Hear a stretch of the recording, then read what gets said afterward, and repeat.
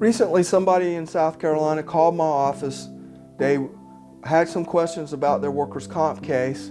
I answered those questions, and they decided to retain me as their attorney to fight for them in their South Carolina case, because they realized by hiring me, they were going to get more money out of their South Carolina workers' comp case even after they paid me than if they tried to negotiate by themselves with the workers' compensation carrier. While they were talking with me, they mentioned that their injuries were so severe that they felt like they might qualify for Social Security disability. We agreed. We thought that they might as well. And so we encouraged them to go forward and file for their Social Security disability.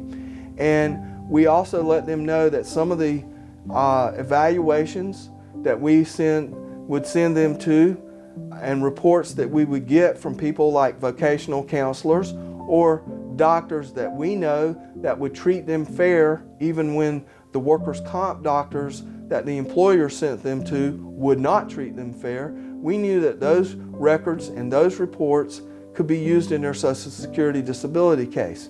So on some cases, we actually represent the person in both claims. Other times, we send somebody to a Social Security attorney that we know is good, particularly if I'm busy and I don't have time to represent them in the Social Security claim. And we share with that new attorney the information that we're using in the workers' comp claim to make both cases winnable, strong cases. When you have a situation where you're receiving workers' comp benefits and Social Security disability benefits, it means that when you settle your workers' comp case, you have to take into consideration Medicare's interest, and you have to make certain that we're not settling your workers' comp case without making certain money is set aside to pay for the related medical bills and future medical care that you are going to have because of your injury on the job. Medicare is not willing to allow workers' comp to push their obligations onto Medicare. In addition, when you receive workers' comp and Social Security disability benefits, Social Security has an offset against what you've received in your workers' comp.